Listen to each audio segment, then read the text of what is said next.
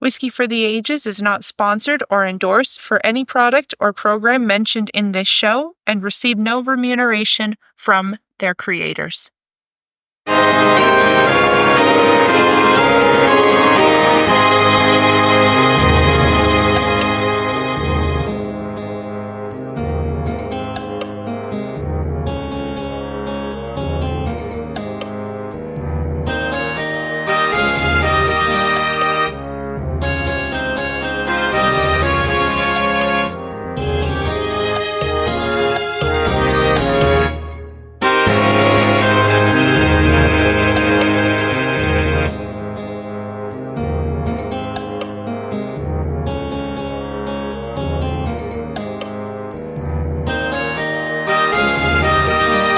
Hello, everybody, and warm greetings to our Whiskey for the Ages podcast subscribers.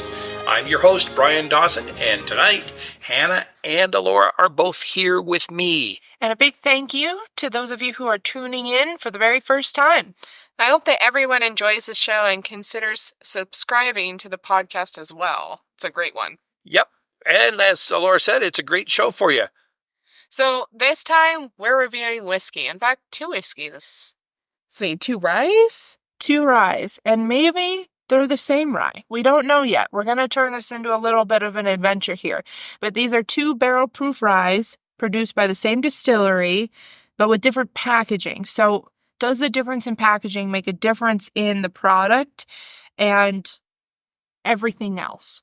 Now, we've not had either of these two ryes, and both of them were found in Idaho liquor stores. One of them, the one we're going to try first, is relatively new, and the other one is one I think we've had in our bunker for a little while, maybe even a year or so. While researching for the show, I found only one of them appears on the Rossville Union distillery website. You can find that link on our website, whiskeyfortheages.com. The first one we're going to have is Master Crafted Straight Rye Whiskey Barrel-Proof. Well, girls, are you ready? And this one comes in a tall bottle. It's only 700 ml. So for people overseas, that's probably a pretty standard bottle size for your liquors.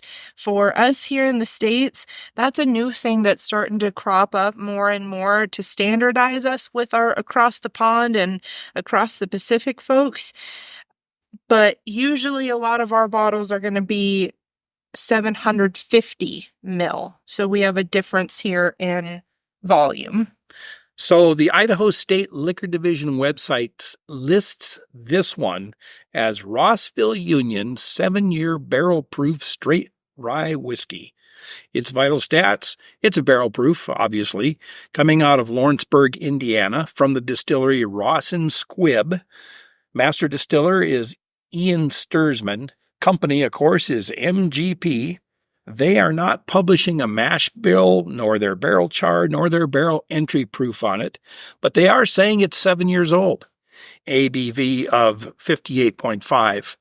It does have a different NACBA code than the other. You can look up that on our website as well. 700 milliliters. It comes in a relatively tall, square-shouldered bottle. Very, very defined bottle at that 117 proof. Fair price, according to Booze App, is $78.77.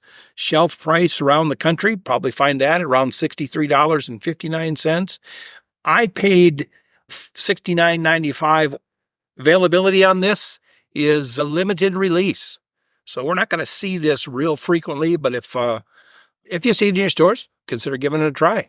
And that is a distinction between the classic Rossville Union bottle shape that's a little bit shorter, has more of a shoulder to it.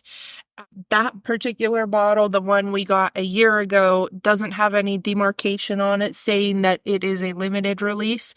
So maybe they've transitioned from it being regularly available to this more limited release product that we're seeing with the tall guy. So we'll see. All right. So you girls have been nosing this. Elora, what do you think? So I've got a whole arsenal of flavors, as y'all probably know. To me, it's very citrusy. At first, it's To me, I got a lot of orange and just bright aromas. Now, what I mean by bright is it's kind of citrusy, vanilla-y. It's not depth like in dark fruits or anything like that, like any dark, deep sugars.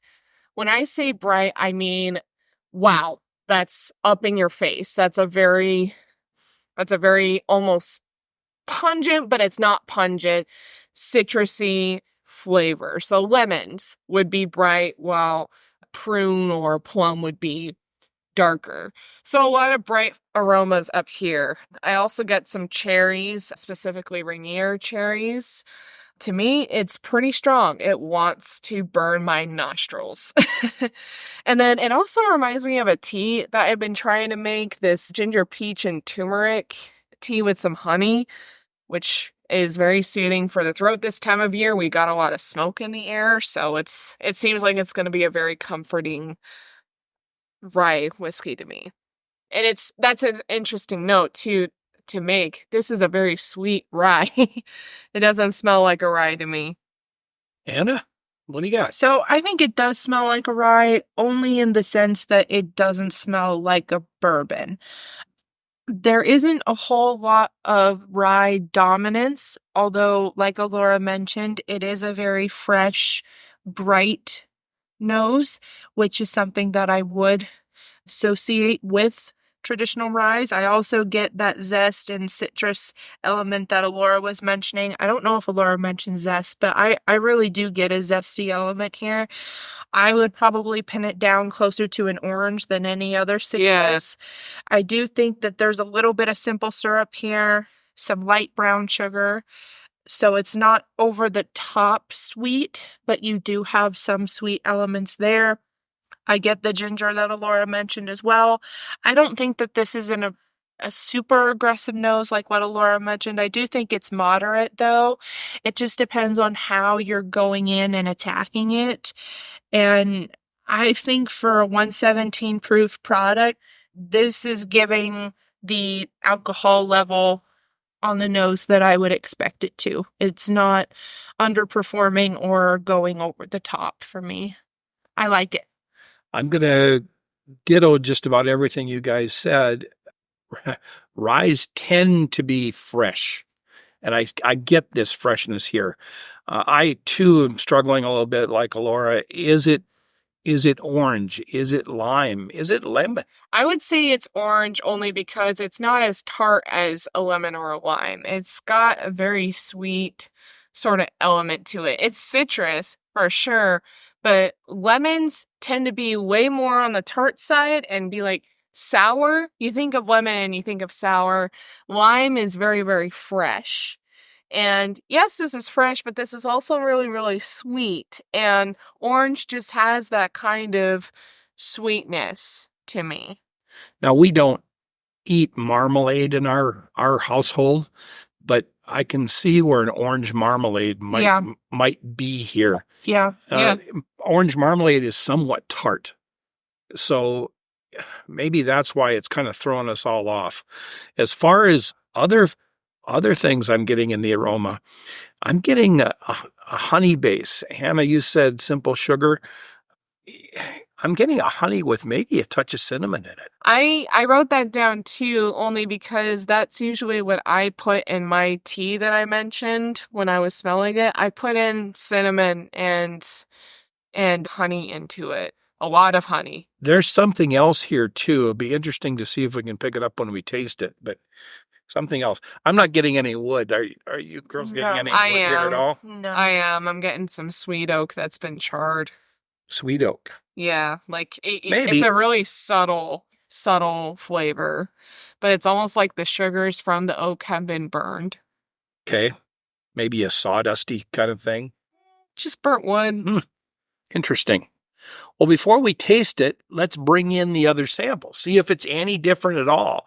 This one, the Idaho website is also calling this one Rossville Union Barrel-Proof Rye Whiskey. Its vital stats is it's going to be the same, Barrel-Proof Straight Rye Whiskey. Ross and Squibb Distillery, still the same distiller, Ian Sturzman. companies, MGP, like before. Again, no mash bill, barrel char, or barrel entry proof. It too is 7 years old, but how it differs, this one is 117.2 proof. Now, that's hardly enough to make a difference. The other was 58.5 ABV. This is 58.6 ABV. And naturally, because the bottle is bigger, 750 milliliters, it's a rounded shoulder bottle, like Hannah mentioned. It has a different NACBA code as well. Booze App is putting a $77.18 fair price. And interestingly enough, they're showing a shelf price around the country of $75.51, which probably makes sense because it's a little bit bigger. It has an extra pour in it, extra pour in the bottle. This one is the one I was mixing up from before. Current price in Idaho is $69.95. However, I think we've had this one for about a year. We might have paid a little less than that back a year ago. I want to say we paid about $60. So only a $10 difference. Yep. Allocated annual limited release on this is what the Idaho folks are saying. The Idaho Liquor website, they're saying that you have to hunt to find it. So, anybody have any thoughts on how it compares? Does it have a different aroma? So when we initially started this and started setting up and looking at what we were going to be tasting and reviewing today, I admittedly had a lot of concerns that these were going to be identical bottles, identical noses, palates, the whole nine. I'm going to have to kind of eat some crow because this is a very, very different nose to me. In a lot of ways. One, the first thing that stands out to me is this one has a lot more bitter notes to it. I think that comes from the citrus. Now, I know citrus is associated with acidity, but hear me out. It's like the zest in this has gone a little off. The orange has gone a little off, and now we've gotten maybe a little bit more of the pith, that white stringy stuff in the orange that you really don't like eating that much, but it works here. I think that there's a higher oak content. I don't know if I want to commit to it being sweet, but there is a higher oak content all the same. I think the alcohol tone is a lot more mellow here than it was on our tall guy on that first one we had. I also get a little bit of leather, so we're bringing it down to some earthier tones, and I even get a little bit of a yeasty element, not to the point where I want to say this is like a rye bread, but yeast as it stands on its own has its own unique acidity and properties and punch to it. And I get a little bit of that quality here. I'm going to interject and say I'm getting a lot of these same things, but the first thing that I'm thinking about with this one for me is depth. It seems to have more character. It smells older.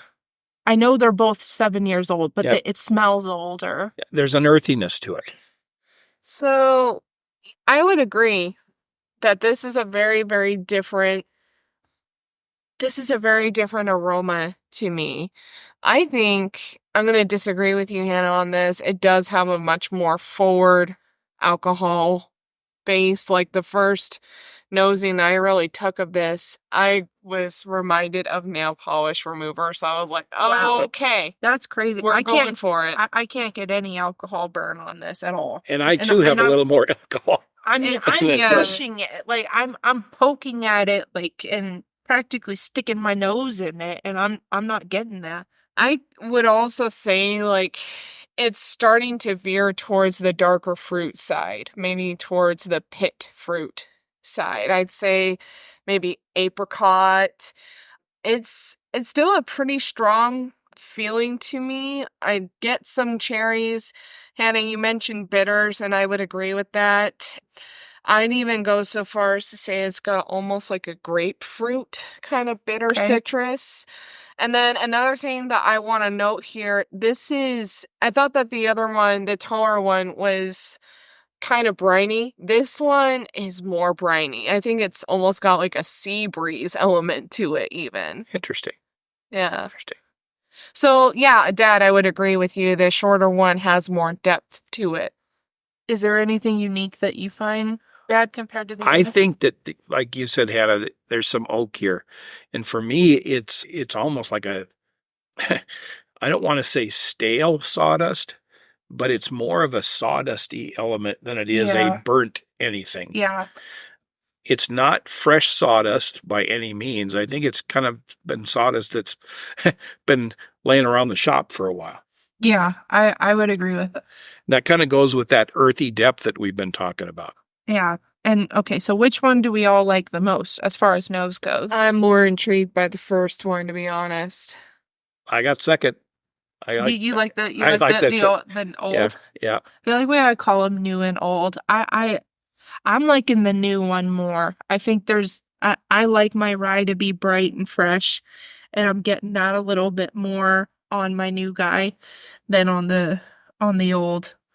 So that's kind of an interesting comparison. Like when we first sat down and Hannah said, these are both the same. They look the same. I mean, Yeah. when you compare the two in the glass, they look the same color, what have you. But this is going to be interesting. Who's taking a taste? I am not. Here we go. I have, and it is very interesting, but I'll wait. Don't go ahead. So we're going on the new guy. We're going on the taller, newer one on the website. Well, I wrote in all caps oak. It's very oak driven. I'm actually quite surprised because I didn't get a whole lot of it. I got charred oak at the very, very tail end of it. This one I'm getting like pure oak. And I would also say it kind of marries well with the brightness because the taste has more depth to it. I would say it's warmer in flavor. I like, for the aftertaste, I'm getting some warm spices like the cinnamon, maybe even red hot candies, like the cinnamon bears. I don't know if people still know of those. I hope that they do. I would say this one has a bit more brown sugar and more vanilla. That's interesting that you're saying brown sugar. I was just writing it down as you were saying. I was not looking at your paper, Yeah. so Recently I stumbled across a product called hot honey. Essentially, it's honey that has cinnamon in it. And I had some the other day on some walnuts, of all things. that sounds beautiful. And That sounds like you. I'm getting a nutty texture, or not a texture, a nutty flavor out of this that really is reminiscent of those candy coated hot honey walnuts. The other day, Dad and I went to a wine tasting place and we got pecans there. And they were the candied, like, cinnamon sugar pecans. And I'm not really a much of a nut fan, as you guys know. But holy crap. If Dad were not in the car, I would have devoured the whole entire bag in less than 15 minutes. But alas, I had to share with him. It was Alas. it was I a took them from sacrifice. Yeah, you did. Yeah. I'd also had quite a bit of wine to drink at that point, so I mean, he was probably like, "Okay, I want some of those pecans. You gotta eat, but let me have some of them." So the citrus is here too. But it's warmer. It's like a It's cinnamon way sugar warm. This is really warm in the throat. Yeah, and another thing I wanted to write down for this one was that, we're in a smoky climate right now. This feels very soothing on the throat, and it smelled like it would be soothing on the throat. Yeah, for those of you who don't know, there's quite a few forest fires going on in Oregon right now, and the jet stream's kind of picking that smoke up and bringing it over our way. There's forest fires in Northern California. We're getting them as well. The girls and I have lived in Idaho, well, Hannah nearly all of her life and Elora all of her life, and I've been here since 94. We've always joked we have 5 seasons in Idaho. The traditional 4, winter, spring, summer, fall, but we also get a season we call smoke. And we're in the middle of it right now. Some days you go outside and you could just taste it in the air. Well, I get what you're saying about this one, Elora. It's really soothing on the throat. Hannah, what do you think of this? So I've been sitting here the whole time just writing lots of stuff down. There's a lot of overlap with what you guys are saying. I still get a little bit of the citrus here. I'm leaning now a little bit towards a grapefruit element. Grapefruit can also, in my opinion, get almost grainy in its acidity, and I get that sort of quality here. And grapefruit, more than other citrus fruits, I think can lend itself to bitter flavors, and the bitterness is really coming out in this one. Now, keeping in mind the old one was the one that on the nose, there were a lot of bitters that were caught up there. But here I'm getting a lot of bitters on the new guy from that But there's a grapefruit. sweet element in this too. There is. I totally get what you guys are saying with like the hot honey, the cinnamon. I even get a little bit of like a sour candy component here, which I really like. Like a hard candy? No, Gummy. like a gummy, like Sour Patches. I get a little bit of that. I get the Red Hots thing like you're mentioning, Elora. Just really cinnamon heavy. But a lot of bitter here, and that's not a bad thing, but a lot of bitters. I've got nutmeg. Okay. I've got molasses. I've got... That's where your bitters come in. It's the sweet bitter from molasses. I didn't even think about that, but you're right. Molasses. And then I get what you guys are saying with all of the nut element too. Me, I'm leaning more towards like a roasted chestnut situation with some cinnamon and sugar coating on it.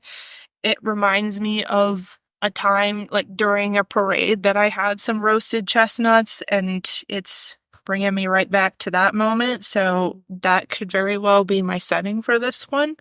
But I like Elora also mentioned, I think the alcohol is very prevalent here.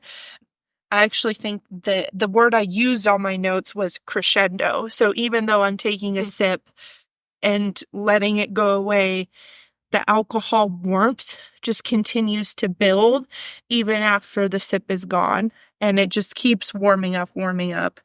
I did do a Kentucky Chew with this one. The freshness just explodes. I also said in all caps, ouch, it hurts. This Kentucky Chew definitely hurts. My eyes watered a little bit, but I did get more of the sour candy and grapefruit when I did the chew. That's that sour, or that spicy honey, that hot honey. So I gotta ask, it sounds like we're tasting different flavors from what we were smelling. Are we pleased with that? That's a great question. Traditionally speaking, I like my palates and my noses to match. I don't care for surprises like that. But I'm also a bit surprised because the nose on this one was so acidic with the citrus and the zest and the ginger and even with the brown sugar. And this one is really sitting kind of on the opposite end of the spectrum with a lot of bitter notes. And I am a little bit thrown. I don't know if I want to say I'm happy or sad about it, but I am thrown. It's interesting that you're saying that it's bitter. While there's a bitterness here, to me, it's not as predominant as you're making it out to be. But again, that's palates. Yeah. Your palate and my palate are not the same palate. And that's important for everybody to know. If somebody likes something, great. If someone doesn't, that's fine too. But do you think that this palate matches what you got on the nose? To a degree, but like I said, I got a lot of depth out of that. I'm sorry, the second one I got a lot of depth, and I didn't get much out of the first. There's more depth here in this palate, one. In this one now, it's interesting. I'm poised and ready to do the second taste from the second sample. That one, I think the aroma was better.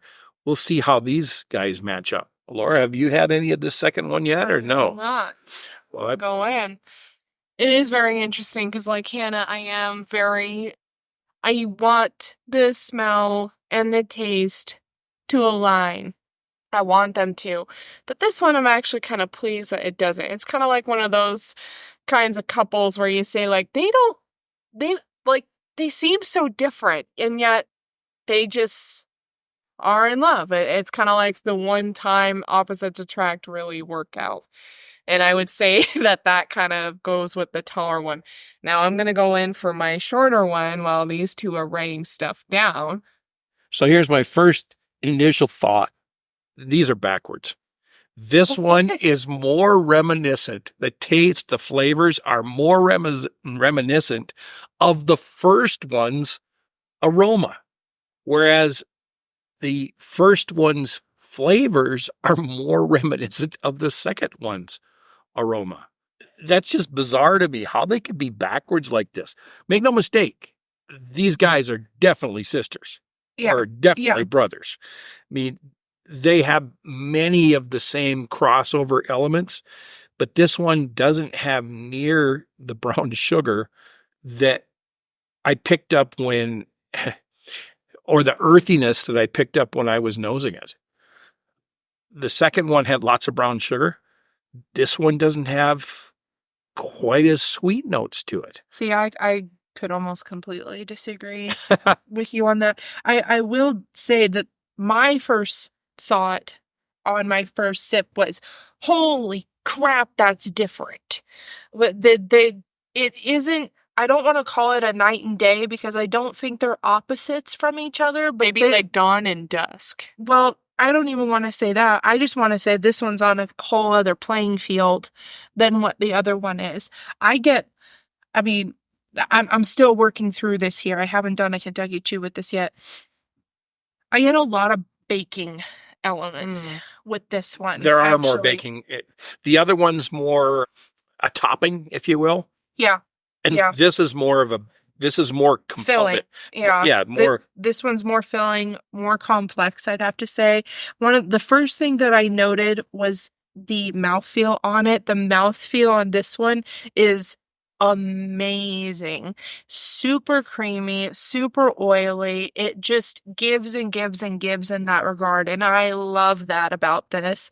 I get a little bit of anise, which isn't something that I'm particularly fond of as far as baking ingredients go, but in juxtaposition with all the other flavors that I'm getting, sugar cookie, vanilla, graham crackers, it's actually quite pleasant. I'm getting old oak here now. The oak is here. It wasn't really there in the new guy, but definitely here in the old.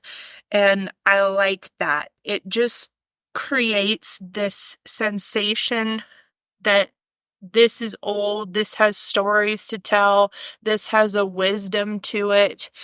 The foundation is really, really strong with all of the flavors marrying together like how they would in a culinary dish.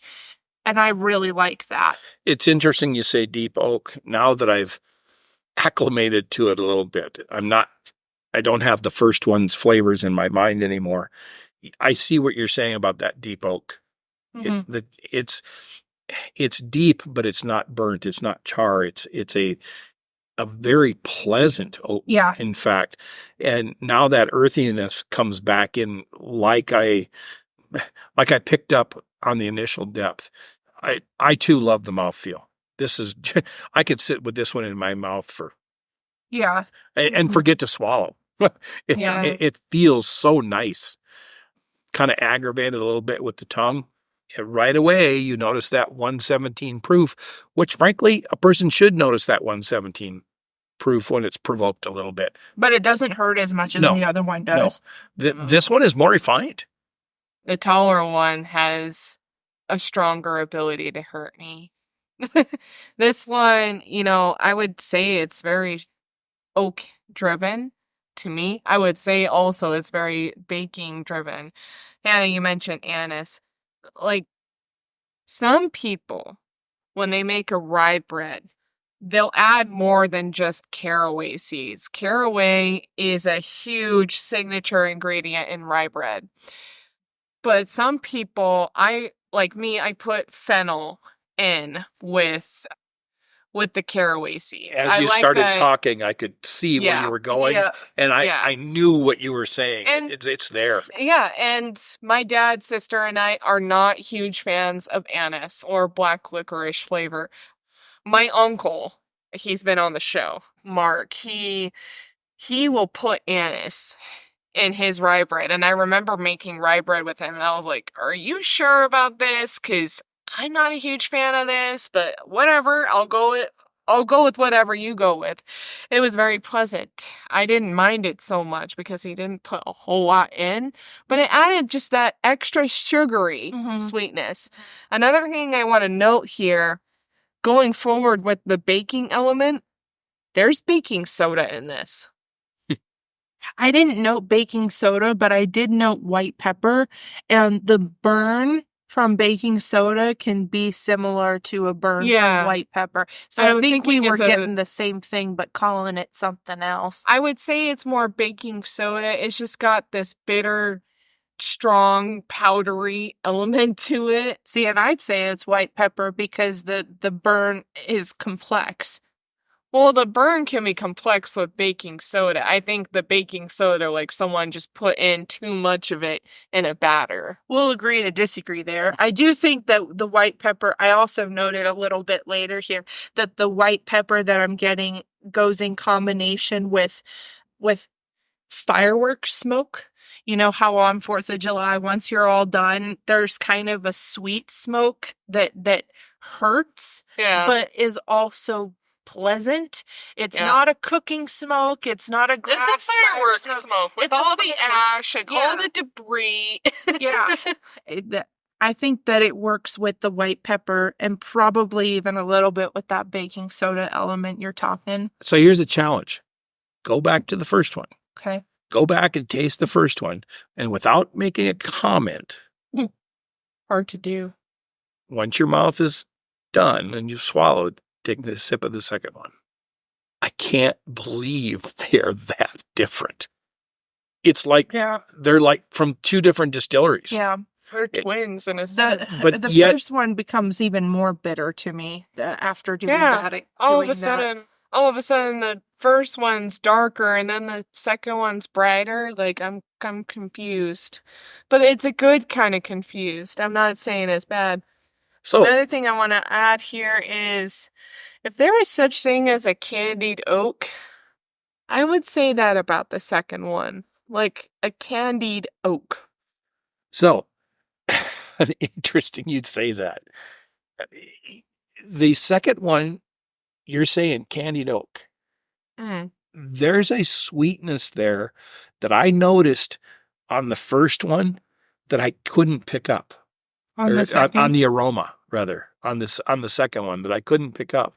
And I still haven't figured out what that sweetness is. And I'm going around the flavor wheel in my mind, our flavor wheel.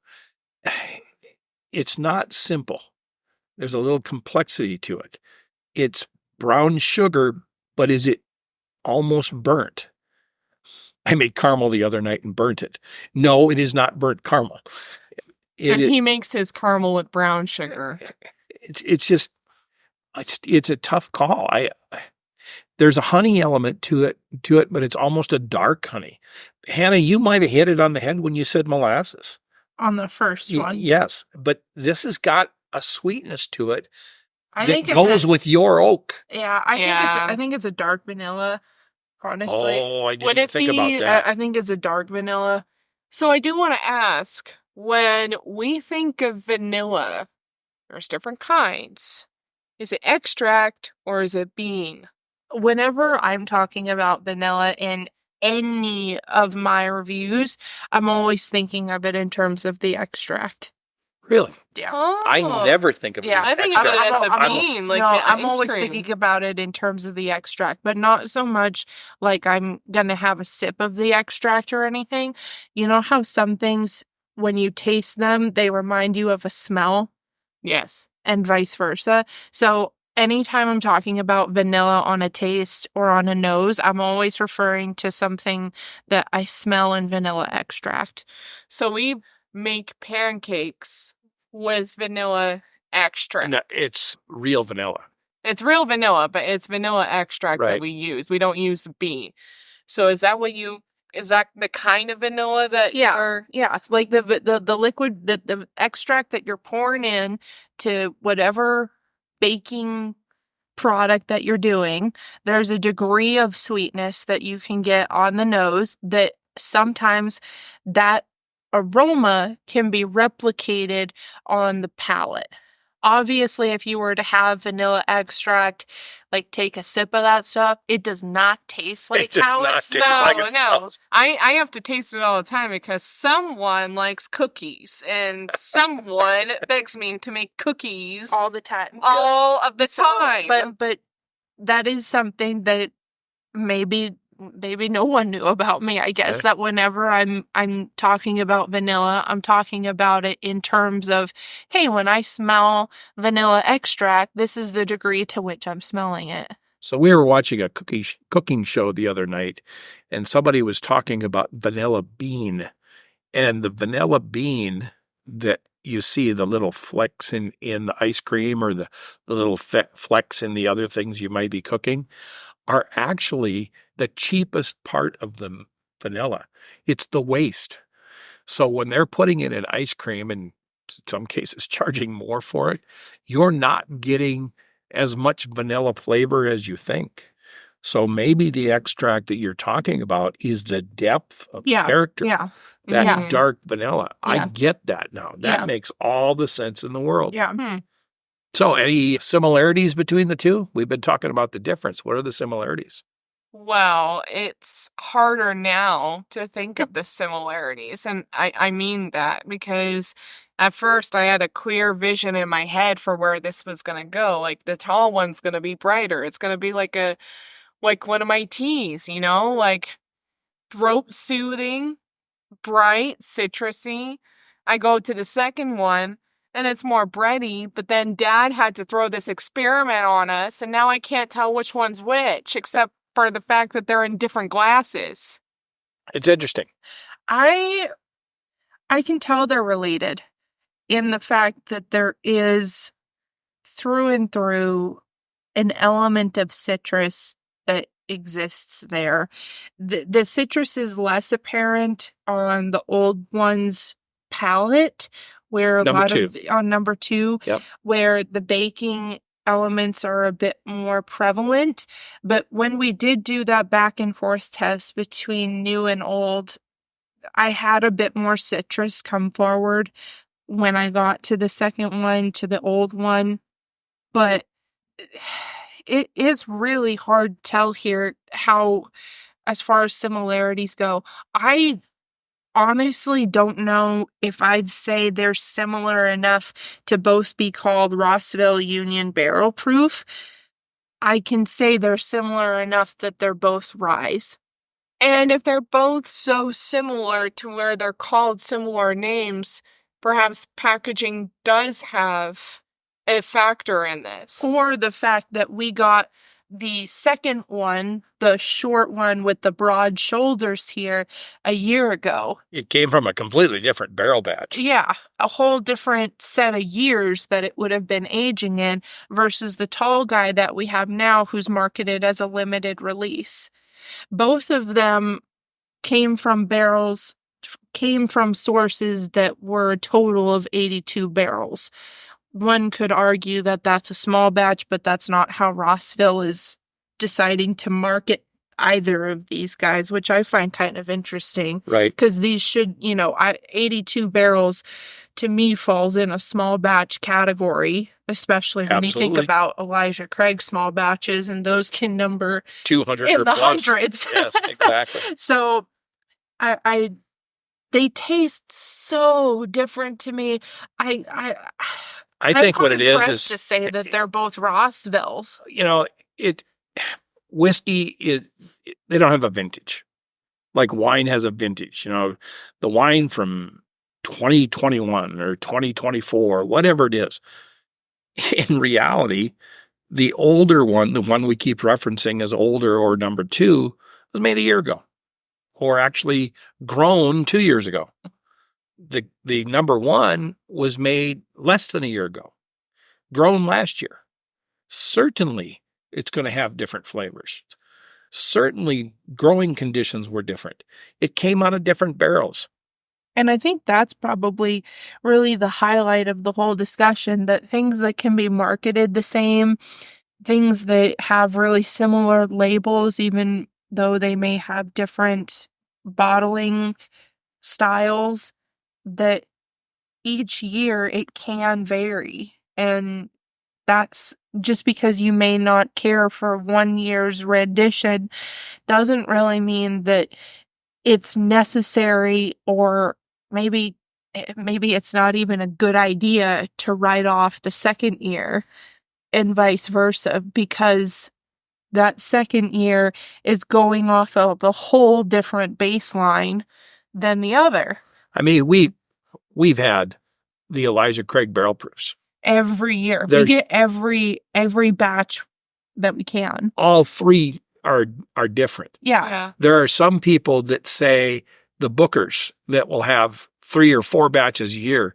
Batch number 2 is never as good as batch number 1, 3, or 4. It's kind of like comparing tree rings. You know, you can have 2 trees in a forest and their rings won't be the same. One's going to get more water. One's going to get more water, and you can tell that. You can even tell if one tree has a worse fire season than the other tree. Yeah. And just a matter of that tree's older than the other one. Yeah. There's so many different kinds of stories that tree rings can tell, and these are kind of their, a Yeah. symptom of Yeah. to a degree. Absolutely. yeah, you So can tell the both of droughts, these- and you can tell their fire seasons, and you can tell their age. So both of these on the finish, they're both throat warming. Yeah. I mean, I feel think too. I think the first one has more warmth to it than the second one. The but first one did remind me of my tea. they linger though. Yeah. I mean, both of them do. Unfortunately, because we're drinking one right after the other, I can't tell which one's causing my throat to be the warmest or the lingering. But I think the flavors linger longer in the second. I actually disagree with that. I think that they linger longer in the first one. I The agree first with Elora. one's stronger to me. The first one's way more like boom, boom, boom, boom, Yeah. boom with Yeah. flavors. So the boom, boom, boom, boom, boom with the flavors is stuck in my throat. I agree with Elora. It's a whole lot more punchy to me, as it was on the palate as well. Everything on the palate for the second one was very cohesive, is the word I want to use, versus the palate on the first one was very, look at me here, look at me there, look at me over yonder, and all of this other stuff. So on the finish, you get those echoes of all of these disparate flavors that are still trying to make a stand in one way or another. And I kind of like that, though, because it really makes that finish interesting. And Ryes as a whole, I think their finishes really have to be punchy and really have to be forward. That's one of the things I love about Ryes, is that from start to finish, they are in your face. We are fresh, we are citrusy, we are bready, we are acidic or bitter or whatever it is.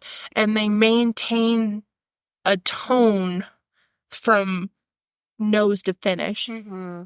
The first one definitely adheres to that rule in my mind. The second one is very more orchestrated, I'll say, where everything comes to a point in the palate and is cohesive and is really solid, and it knows where it came from, and it's steady, but it does kind of fade off in the finish a little bit. Yeah. I would say like they're movements of the same symphony in a sense. Yeah. Yeah. It's interesting. If you guys ever wonder if it's okay to have disagreements or differences with anyone else, Nobody's opinions, right. Nobody is right, and this podcast alone can tell you. I mean, how many times have you heard us say, I completely disagree with you on that? Or I'm actually going to agree with so-and-so here. Because, yeah, I mean, Hannah's palate's going to be different than Dad's. I don't know which palate I really align with. It really just depends on the day, I think. But, again, I mean, if you think that it's not okay to disagree with anyone, they're wrong. It's completely okay to disagree with it and call them out on it. Like, make it a discussion always.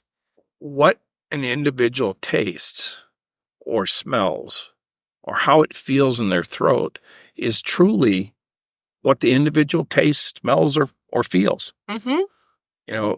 No one is more right than somebody else. And when somebody says, hey, you need to, or you need to do this, or you must like that.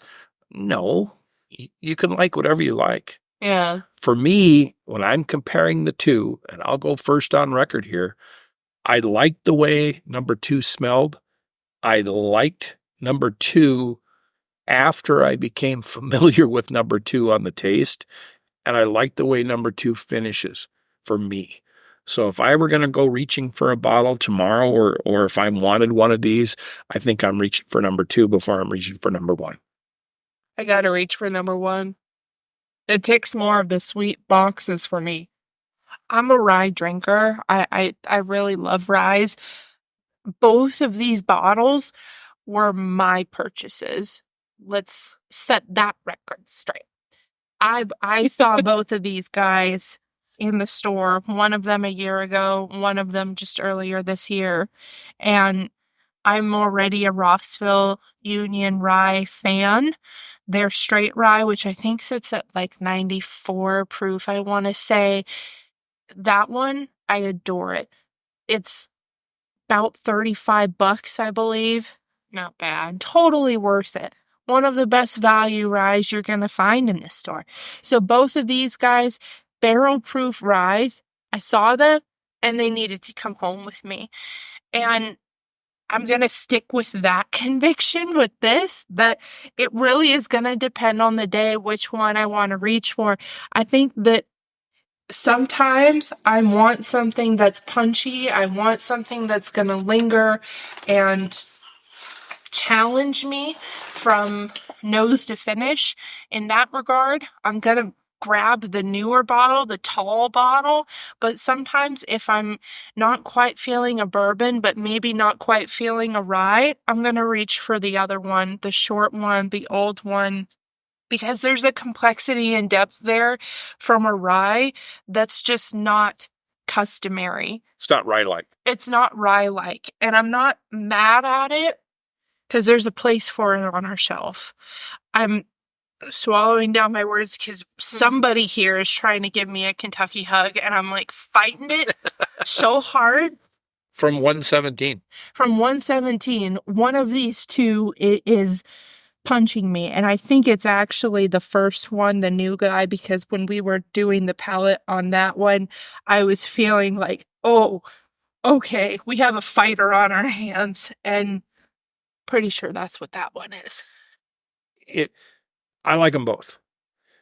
When I made the decision to throw this out to the girls tonight, suggesting that we do both of these, Hannah had originally picked a Rossville Union to review for this podcast.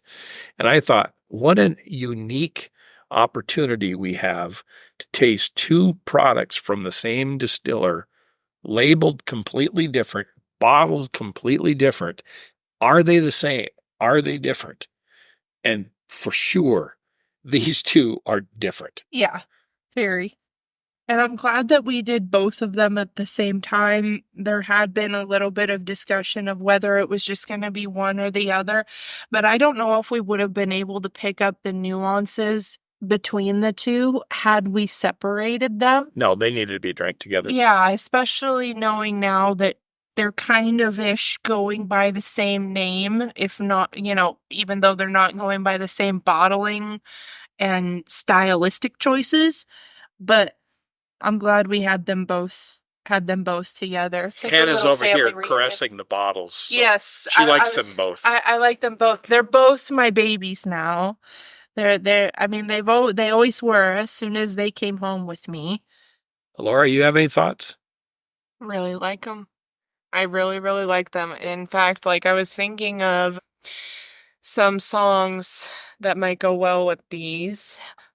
As you guys know, I like to attribute like the whiskeys that we review to like a symphonic song and then a more modern song. And like I said earlier, these two are movements of the same symphony. So I kind of went with that trope there. Gustav Holst has a symphonic suite or a symphony called The Planets. And I think for one of the bourbons that I reviewed in the past, I used Jupiter, which is, I believe, the fourth movement. I'm so sorry if I'm wrong. Probably am. But for the tall one, I said it was Mercury. Mercury is a very flighty, bright piece. And then Venus also has a bit of brightness, but it's kind of dissonant. It has more depth to it. It's more secret. More secret, more alluring. And then for the modern piece, I've been on a Coldplay kick for a really long time, and these two kind of reminded me of that. For the tall one, 7-year, I said, or the bottle says 7-year. I said it's a sky full of stars. That one's got more of a bright kind of guitar segment. Coldplay's Talk is the second one that I attributed to the second one, where I said it's got that bright stylistic solo guitar, but it's kind of similar to Sky Full of Stars. So Hole's 2 movements from the planet and then Coldplay's 2 songs. I think it's pretty cool. Cool. I've been trying to figure out my settings for these guys. The first one, I think I noted while we were talking about the palate, when I mentioned the roasted chestnuts, it reminded me of a Christmas parade that I'd attended where there'd been a little food stand that was selling roasted chestnuts that were covered in cinnamon sugar, and how much I loved that. And I would have to say that my setting for that one remains a Christmas parade. It's so bright and warm and kind of in contrast to the cold and dreariness that you may see in the winter months, but it's just so exciting and it just pops so well that I think that that parade would be a really great place to have something like this. Now, the old one, I think this is probably where it becomes most apparent that these are really sister products and they're both Rossville Union products, because for the second one, the old one, I said that this one would be best enjoyed still at Christmas time, but now at home in front of a fireplace where it's a bit more laid back and subdued and you're just there for the vibes and to enjoy some quiet time, which is the exact opposite of what you get at a parade. But it's still Christmas. There's still that sort of cheer and chill in the air.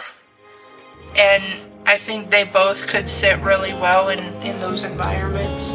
Love it. Absolutely love it.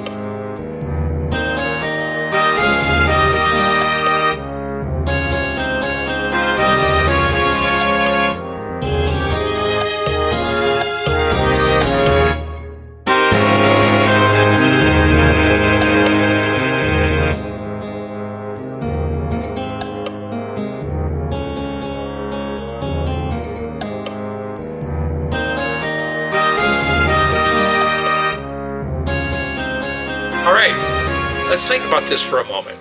At one time or another, we've all said it. Rye adds spice, wheat contributes softness. All the time we say that. So I've got something for us. Now we're going to go into our fortnight in whiskey.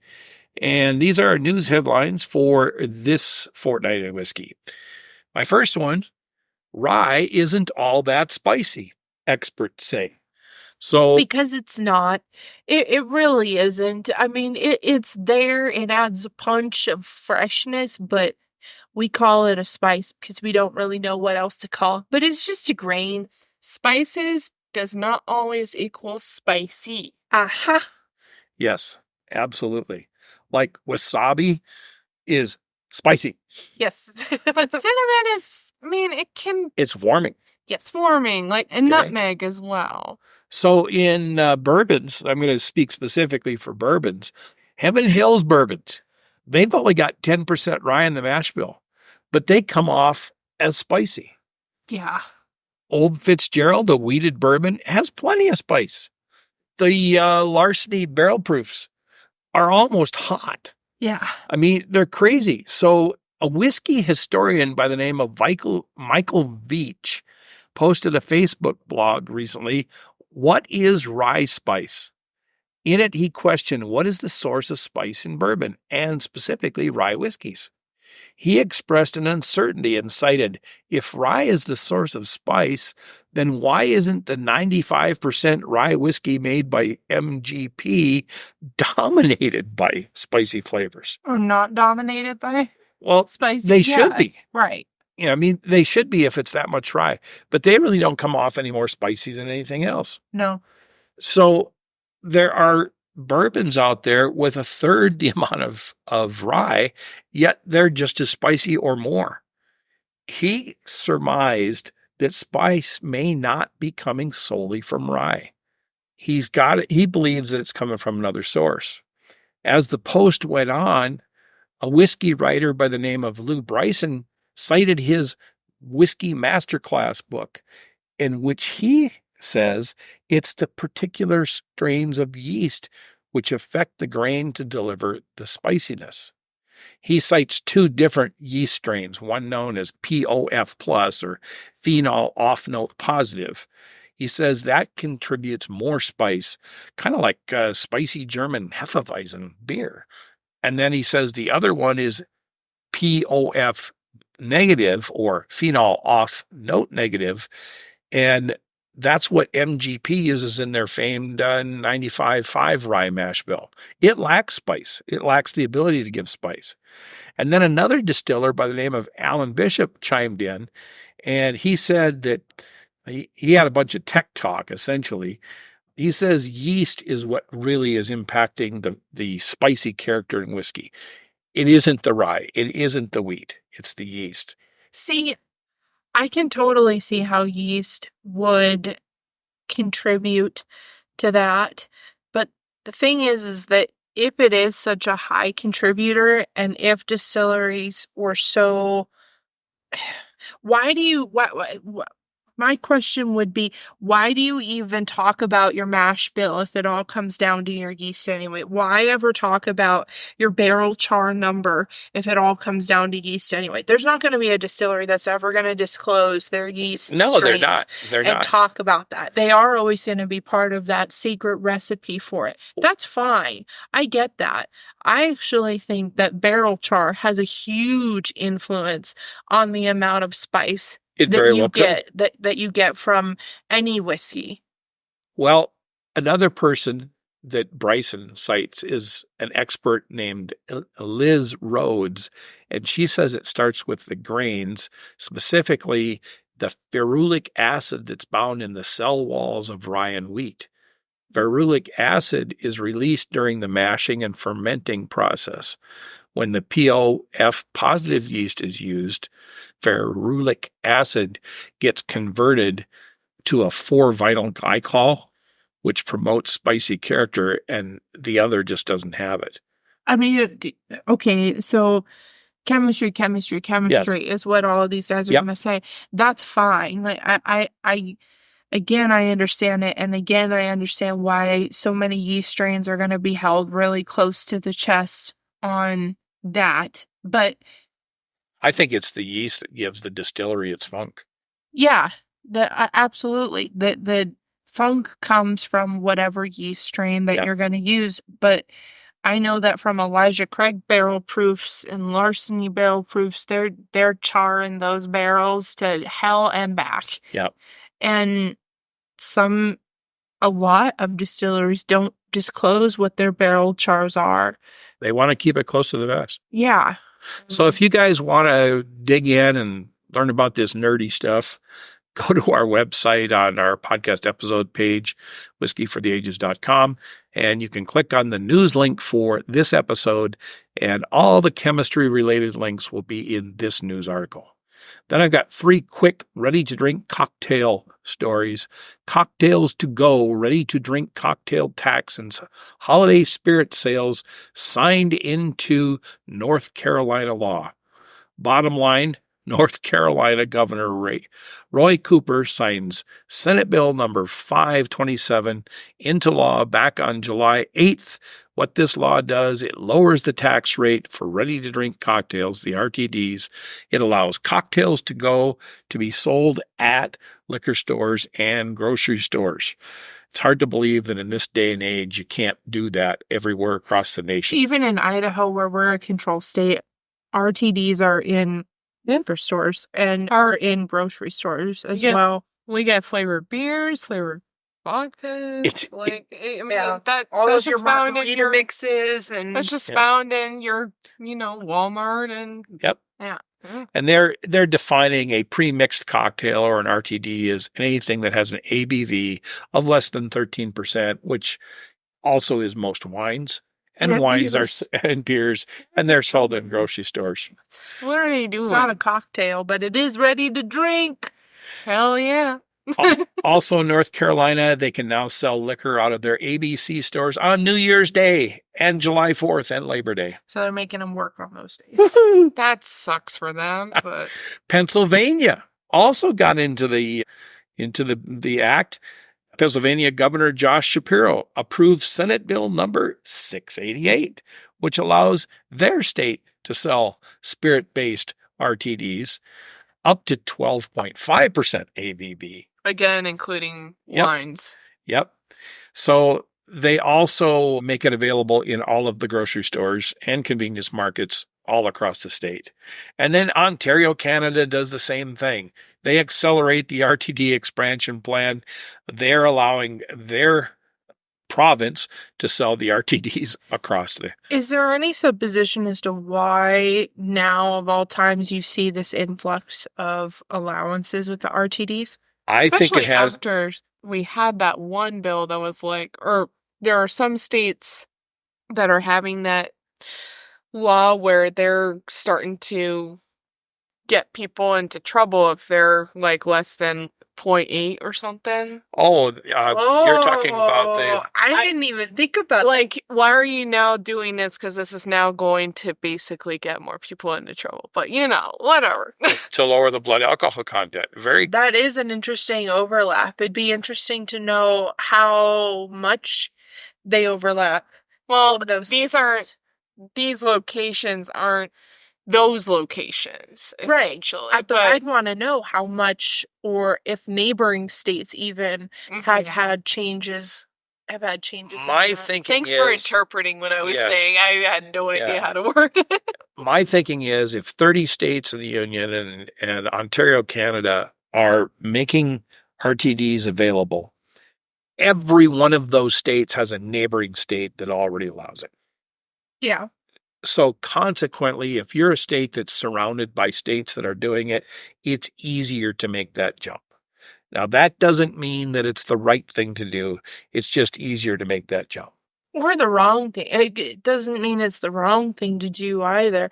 I think that it could be a motive. My theory would be that we're seeing such a shift towards craft beers and local wines and everything that's already, able to be found in most grocery stores. And maybe those ready to drink cocktails that hadn't already been in stores, bringing them in is meant to be kind of a gateway cocktail to bringing people into a liquor store for things like a bourbon or a vodka or the base of whatever RTD they're now able to pull next to the wine section they're already familiar with. Exactly. And Elora, I never even thought about it from your point of view. I was looking at this group of stories as this is a chink in the armor of the three-tiered system. I think it's just interesting that all three of us had completely different takes on why this was occurring, or, at least a hypothesis on why this was happening now. I think there's a lot more to come. For sure. It seems like, this is a pretty big decision for states that, didn't have or provinces that didn't have this. It's certainly going to open a lot more doors, a lot more questions. I don't think that this is a black and gray or a black and white manner. I think that it may not even be a black and gray matter. Yes. Well, you know what I mean, like black and white. I don't think it's going to be black. Nothing is black and white anymore. Like, seriously. So now we're going to go on to our new whiskey bottle scavenger hunt segment. I've got half a dozen or so whiskey to be searching for. Angel's Envy is dropping its first bourbon without a cask finish. Up until now, every Angel's Envy bottle that's come out has been finished in something, usually port. So Angel's Envy, they're located in Louisville. They're known for their cask finish whiskey. They are trying something new. They're coming out with their first bottle. It's only available at the distillery. It's aged 4 to 6 years, and it's going to be put out at 103 proof. It was aged in a cooler warehouse. They're going to do 27 low proof barrels, believe it or not, aged at only 98 proof. And they're blended with a couple of higher proof barrels to come out with the exact 100 proof rating. They're also making this a bottle in bond bottle. So they are jumping in headfirst into the unfinished game. That's right. That's right. So the official tasting notes, they're coming from the distillery. Caramelized sugar and vanilla wafer on the nose with some banana pudding, honey latte. Honey latte, give me a break. Oh my gosh, take that somewhere else. Light fruit syrup and toasted oak on the palate. Oh my gosh, it's just your typical basic girly going to Starbucks wanting that honey latte. Okay, we all know how I feel about distilleries. And if you didn't hear it, promoting their own flavors. Yeah, and if you didn't hear it, Elora groaned. She is not a banana fan. I hate banana. There you go. If there was such a thing as a devil's fruit to me, I would tell the devil himself to shove the banana up his ass. I hate banana. At the same time, though, I'm interested in trying this. Not because of what they're purporting. I think it's the honey latte. No, it's sure. No, I think it's great that they're wanting to get into the game in a different way, and they're already very well established in their special finish categories. Good for them for wanting to broaden their horizons and step in with the actual big boys. So this one's kind of pricey. The bottle, they're making a release of 12,000 bottles, but they're only 350 mils. So the smallies. Mm-hmm. And they're pricing those at $55 each. I mean, if you think about it, their Ryes right now are pretty darn near 100 at MSRP. I'm not surprised. Upset, sure. But surprised, no. Now, here's a bottle you might actually find. Jim Beam. Good old Jim Beam. They're reimagining their black label bottle. So master distillers Freddie and Fred No, son and father, are reintroducing Jim Beam Black. Black has been a bridge from their core white label expressions to their more limited offerings. Black has a brand new age statement, 7 years old. It has a higher proof, 45, up from 83. 80? Okay. Or I think it was 83. Okay. Okay. Or, yeah, thereabouts, which would what? Below 90. Yeah, 86 proof. Yeah, okay. Okay. And they're doing their updated packaging. I was in the liquor store on Friday, and their 175 milliliter bottles have the new packaging. It's a completely black label. It doesn't hardly have any white on it at all, except for the words. It has an orange 7 on it for 7 years. It's really an attractive bottle. Fred notes that this bottling is a throwback to the older iterations.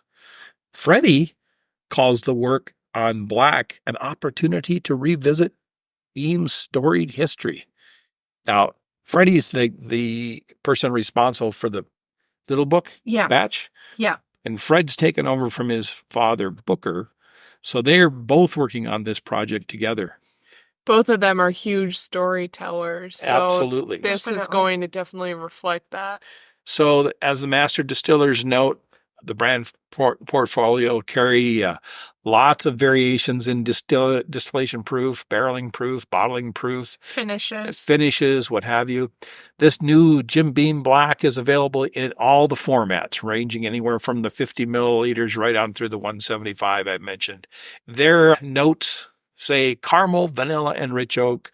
The new iteration comes with updated packaging to convey its maturity and still priced at $25. That's not bad. You know what? I'm actually really excited about this. And if they are going to do a whole revamp on it, I'll be very interested. I love it when a product goes up a little bit in proof and finally hits that 90 line, that 90 proof line.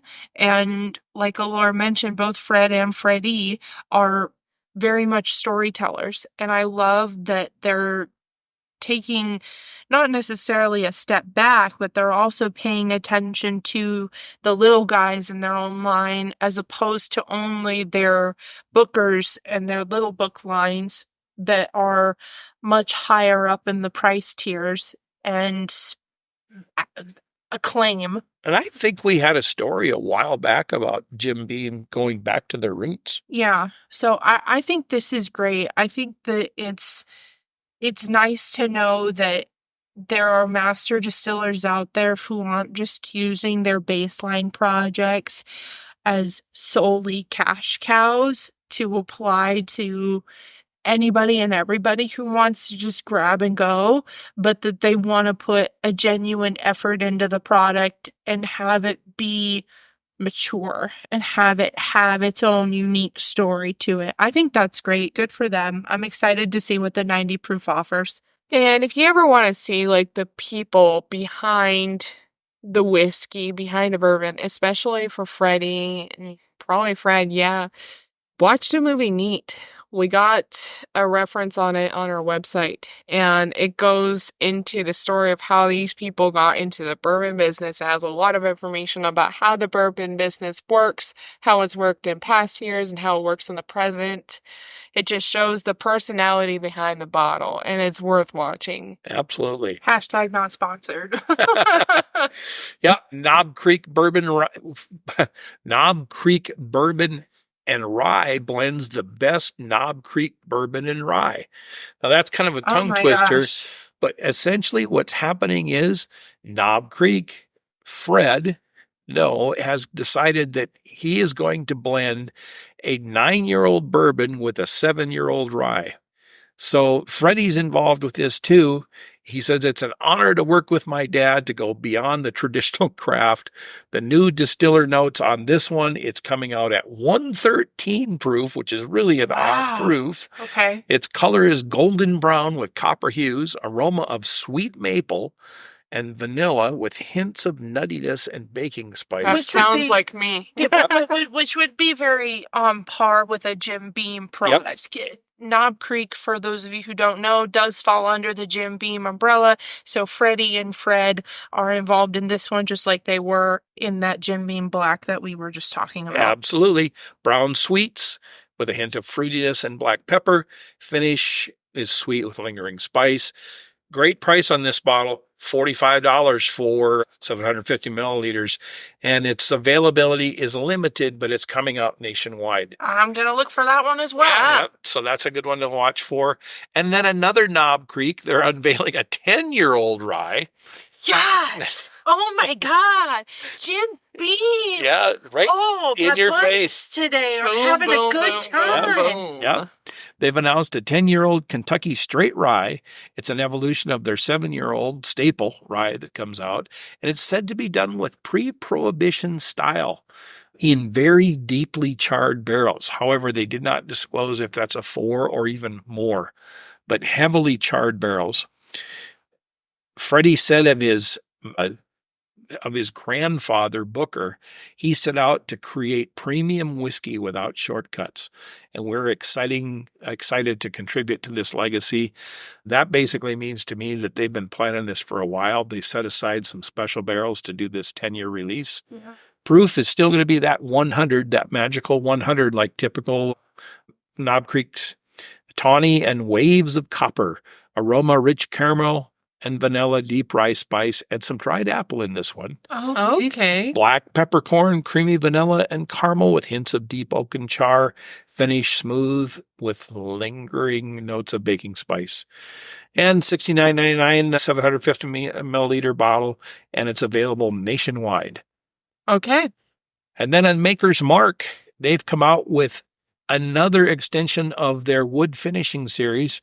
Last year, the wood finishing series finished up and they were saying that this was going to be it. No. Maker's Mark has a group of people known as the Heart that work for them. These are individuals that are behind the stuff that's made at the Laredo-based operation. They're responsible for the newest offering called the Heart Release. 2024 release is part 2, the first one of the part 2 set of the wood finishing series. It's a collection of one-of-a-kind expressions using innovative wood stave finishing techniques. Basically, they're they're going to keep doing what they've been doing. Yep. Do what you know what to do. Yep. The bourbon tells the story about their teams in the distillery, this one is. To come up with the Heart Release, Beth Buckner, Senior Manager of Innovation and Blending, said that they went to about 21 people in the distillery who had certain aspects of things that they did well. And they asked, tell us what you taste and what you feel and what you experience when you're doing your job. So that's where this one's coming from. The team responded with mentions of spices and sweet flavors and aromas rather than grains and yeasts. So with that feedback, the team came up with a bourbon expression featuring a rich, creamy mouthfeel. And the bottles are going to come out with varying proofs, anywhere from 107 to 114. Classic makers that they wood finishing series. Never know what it's going to be. Fruit forward with notes of caramel, maple, and chocolate, and available to U.S. retailers here in July 2024 for $75. So are they doing anything like charitable with that one? I haven't heard. You know, I love Maker's wood finishing products. Every time we get the opportunity to buy one, I always do. I think they're a highly underrated product and everybody judges them because everybody knows that red wax drip advertisement that they see on the internet and on TV and whatnot. But their wood finishing series really is very incredible.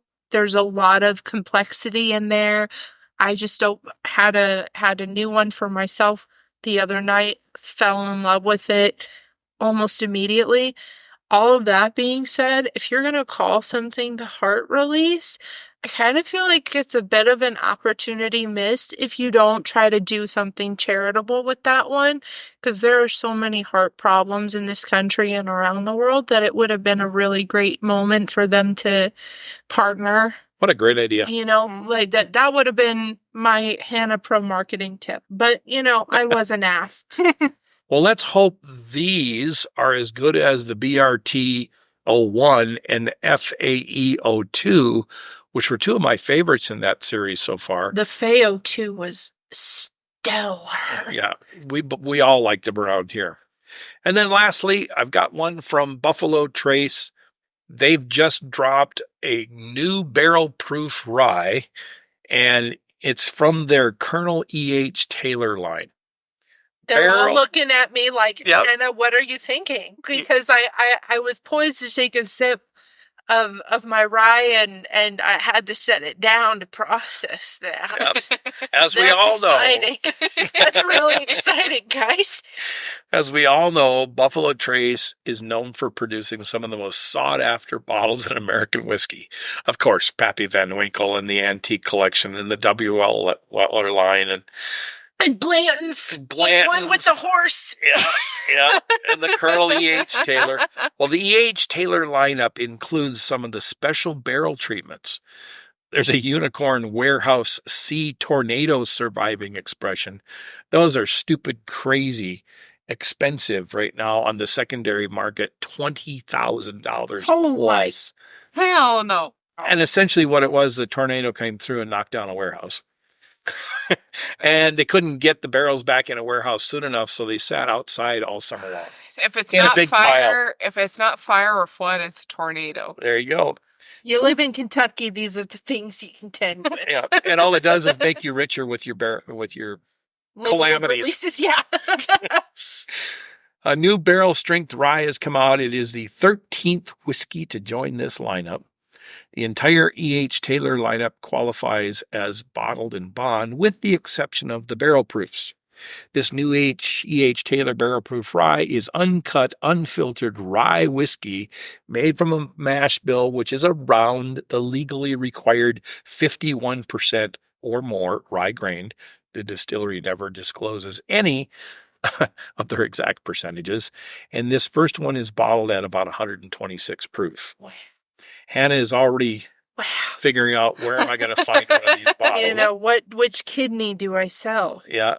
Official distillery tasting notes: aroma, white pepper and nutty on the nose, palate, dried stone fruit, pepper and oaky dryness with a sweet finish, and MSRP, and good luck on finding this in you Non-control states. Non-control states, listed at about $78 to $80. Not the worst price I've seen. But That's not what you're going to there. pay if you're not living in a control state. yeah. Yeah. And even in a control state may be hard to find. Best of luck. For sure, keep your eyes out for this one. Hannah's got her eyes wide open right now. We've been fortunate to have a couple of the Colonel Taylor barrel-proof bourbons, and they are stellar. In fact, I've rated them among my top 5 scoring tiers. Yeah. They're just awesome products. Taylors are amazing. I think we even reviewed one on this podcast, not this season, but last season. It was one of the final ones, a barrel-proof. You're right, a barrel-proof. I think it was number 10, batch 10. Batch 10. Yep. So good. Yep. So good. And don't forget, access to the links of these news stories and more on Whiskey News from the podcast archive page at our website, whiskeyfortheages.com. Now go out there and find yourself some bottles. Girls, what'd you think? That is our whiskey review with a twist episode. It was interesting because Hannah and I were very concerned about, Hannah was more vocal about this, but I was also kind of concerned that these were the same. It kind of puts my experiment to the test. Like, I'm up in Montana doing school right now. How does a Montana bourbon that's, of the same brand, same name, same everything compared to one over here? It's kind of like the prototype for that kind of experiment. Like, does packaging really have a huge factor in it if this is the same bourbon? Rye. Right. This is a rye. If this is the same rye, does packaging have the same effect? Experience? Or is it really just a matter of time that we had one of these guys purchased and set away in our bunker a year ago, and the other one is a new adoption to our little family bunker over here, and how it all works. And then moreover, how you guys should approach and how we should approach seasonal releases, like we mentioned earlier with Elijah Craig barrel proofs, or Larceny barrel proofs for that matter, or even all the way up to the Bookers, though they are named different for each batch that they come out. I think this was a really great experiment with 2 products that look by name basically the same thing, though the packaging is different, to see how different they really can be and how each needs to be appreciated for their own moments. There's a chemistry involved with any kind of whiskey that you go for, or really just any kind of alcohol you go for. So make it an experiment. Like, try different things. If something looks similar to you, how can you make it different? How can you compare where you are, what you're tasting, what kind of glasses you're tasting from, and what kind of bottles you're tasting from? I think all of that has all the differences, all the distinguished moments in the world. So drop us a note. Tell us what you think. Yeah. Disagree with us, please. Yep. Yep. Like, tell us what you really think, seriously. Because, I mean, like I said, y'all have heard I disagree with you on this. I'm going to disagree with you on this. Seriously, just make it fun. Make it a conversation. So let's talk a little bit real quick before we end this, what we have in store for you guys going forward through the season. The next episode we have is going to be a guest interview. We're bringing back a friend to the show, Greg Walters. You guys may have heard us on his show. He's been on our show before. We're going to bring him back. We love talking to Greg. He's always so much fun to talk to, and his takes are fascinating, to say the least. This time around, we're going to have him do some blind tastings. We know what he's tasting, but he doesn't. So it's going to be a lot of fun. Who really knows, though, where the show is going to go? Every time we've had an interaction with Greg, it has spun so far off of the rails in the best way. And we're just here for it. We're going for the ride. It's a spiral of malady. That's the word. That's an inside joke if y'all listen to his last episode on his podcast. That's been linked on our page multiple times as well. So listen to that if you haven't already. After that, we're going to have a distillery review. That's going to be another me show, another Hannah show. I'm going to lead you through some history on another distillery that I'm not going to spoil for you what it is yet, but be looking forward to it because I love doing those episodes. Episode 8, that's going to be an expose. We're going to talk about some topics and challenges that we whiskey aficionados face, whether that's Elora and I as women in a whiskey store, whether that's us going into a non-control state when we leave the borders of Idaho for whatever reason that we don't, is out of our control, or whatever the case may be. We're going to talk about it. And then I'll do a whiskey history one. I got to do my history. We love the history episodes. I think it's a great learning opportunity to know where this drink that we all enjoy really came from. And then we're going to wrap our season up like we have in the past with the listener's pick review. So be on the lookout still. That's not coming yet, but still be on the lookout for the options of what we're going to be reviewing for you guys coming up. And as always, we may flex the order a bit, but we're just going to have some fun. Add some surprises along the way. We're always there for those. We look forward to talking with you all again soon. Please, please, please let us know what you think about all of these. We'd love to hear from you. As always, we end our episodes with the ringing of the Glencairns. So everybody, thanks for joining in. I hope you had fun. We sure did. Girls, talk to you soon. Cheers. Cheers, everyone. Cheers.